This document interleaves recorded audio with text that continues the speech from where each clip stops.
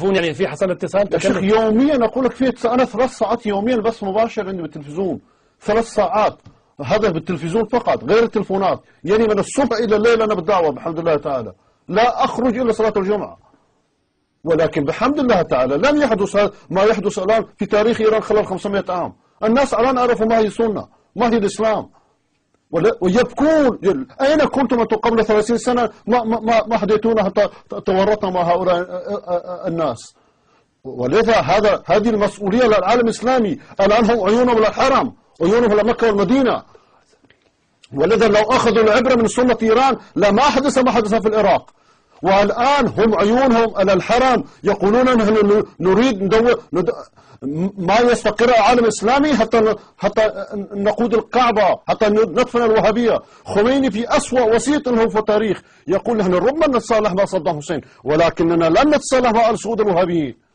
هي عقيدتهم الدينية، عقيدتهم السياسية. إسرائيل معهم، أمريكا معهم، سلط وأسقط الدولتين المعاديتين لهم. ماذا بقي؟ ما بقي إلا السعودية، ما بقي إلا أهل السنة والجماعة.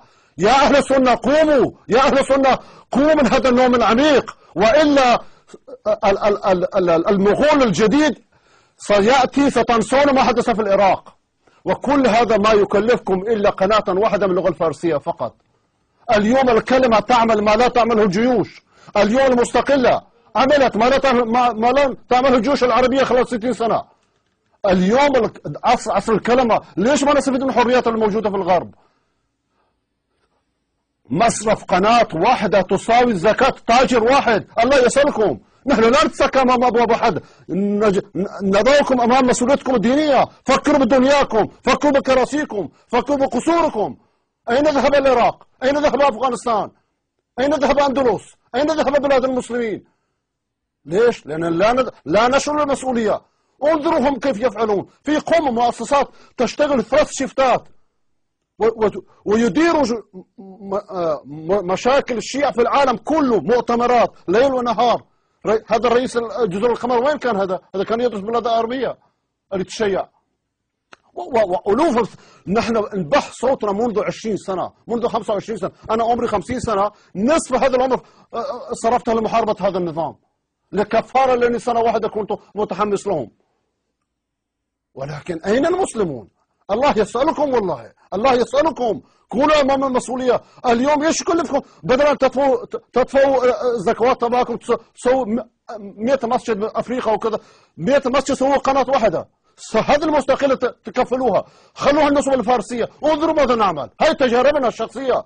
الآن أنا أشتغل في قناة علمانية بحتة، 3 ساعات بالفارسية. إيران زلزلة، أفغانستان زلزلة، تاجيكستان نفس الشيء، من موسكو إلى ماليزيا. ولكن ما الأخوة إخواننا الوهابيون نائمون. غيروا لعقيدتكم، غيروا لدينكم، غيروا لدنياكم يا أصحاب المال، يا أصحاب العقيدة. ما بقي من بقايا الإسلام إلا السعودية ودول الخليج، وهذول كلهم لمحب الريح. ليش؟ لأن لهم رجال، لهم دولة، ولهم الجو العالمي.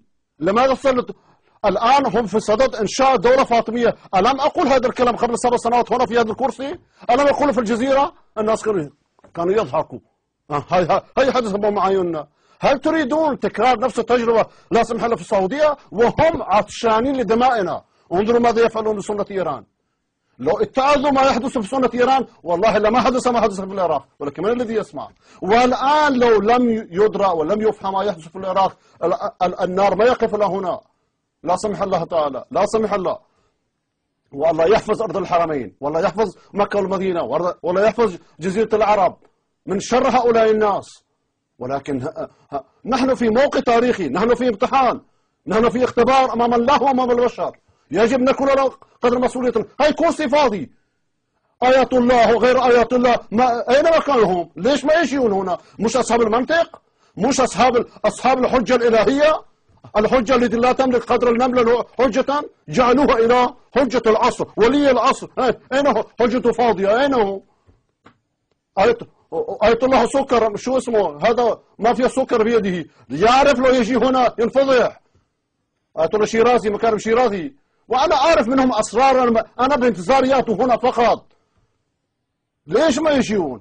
يعرفوا يخدموا مساكين الشيعة. والله نحن ينجرح قلبنا لما نرى إخواننا الشيعة ضحية بيد هؤلاء الناس. وإلا نحن إيش نقصد؟ نحن في العالم 1,600,000 مسلم، يعني 100 مليون شيعي لو تصنن وما تصنن إيش نستفيد؟ ولكن هم يستفيدون. أولا جيوبهم. أنتم ما تعرفون هذه الإصابات كيف يمتصوا الشيعة، كيف ضحايا ينظرون الشيعة كأسرى، ينظرون الشيعة كغنائم. أي شيعي يدفع خمس ماله كل سنة، ما يستطيع يذهب إلى العمرة إلا بدفع الخمس، ما يستطيع يذهب إلى الحج إلا بدفع الخمس، ما يستطيع يتزوج إلا بدفع الخمس. خمس كل سهم الإمام. ومن الإمام هذا؟ إمام الثاني عشر. أين هو؟ صنعوا من أب لا ابن له إمام العصر، ولي العصر، حجة العصر، جعلوه مصر إله الكون. الآن يهتفون في إيران لا إله إلا زهرة، هذا هو عندي، لا إله إلا علي، لا إله إلا فاطمة. واستنوا، هم هؤلاء أحفاد يزدجرد في مؤتمر نهاون قال هكذا صراحة: عليكم بجنود عمر بن الخطاب في أقر داره. ماذا فعلوا؟ قتلوا عمر، قتلوا عثمان، شهد المحراب وشهد القرآن، ثم التفوا هؤلاء علي بعضهم، ثم قتلوا سيدنا علي، ثم قتلوا سيدنا عثمان، سيدنا حسين. من قتل هؤلاء الناس غير جنود جاسجرد، غير هؤلاء الإصابات؟ تسترت بالتشيع على البيت لخداع المسلمين. هم ليسوا بالشيعة. منذ أن أقحمت الإمامة والولاية والاسم إلى فكر الشيعي لم يبقى هناك تشيع، لم يبقى. يا شيرازي تعال هنا فرجينا أنت شيعي ولا باطني، وغيره سياسي يا منتظري. أين أنتم؟ لماذا ما تدافعون عن دينكم؟ لماذا ما تدافعون ألستم أنتم على حق؟ والوهابية أنجاس ونواصب وكفار. هاي نحن وهابية جينا، نحن سنة جينا. ليش ما طيب هم ما تجيوا هنا؟ يلا افتحوا باب إيران. نحن هنا في المستقلة وأنتم اجلسوا في إيران، ما فيش مشكلة، خلي كرسي مسكر. أنتم اجلسوا في إيران ونناقشكم مثل الجزيرة. ليش تخافون؟ إذا أنتم لستم أصحاب منطق، أنتم أصحاب مؤامرات، أصحاب مال. خدعتوا الشيعة وتريدوا أن تخدعوا العالم الإسلامي. ولكن يا شيعة العالم استيقظوا، يا إخواننا الشيعة، والله نشفق عليكم، والله نغار عليكم. أنتم إخواننا، أنتم عامة الناس مسلمين، علماء أنا لا أعتبرهم مسلمين، مش كفرد، مش كطائفة، أما عوامهم مسلمين. وأنا دفعت ضريبة هذا أمام بعض المتعصبين. أنا برأيي أمام الشيعة مسلمين، أمام بعض المتعصبين من بني ديننا ومن بني إخوتنا دفعت ضريبة لهذا. ولكن هذا الرأي فيه أقوله في كل مكان. طيب هؤلاء المسلمون طيب من ينقذه؟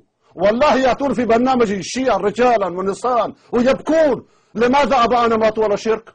لماذا أنتم تسألون؟ يقولوا لنا أنتم تسألون يوم القيامة لماذا ما توقظنا؟ وفعلا منذ 500 سنة هم هكذا. أنتم ما تعرفون ماذا هي الفضائح في المجتمع الإيراني الآن بعد الثورة. فضائح. سمعتم نكاح الرجال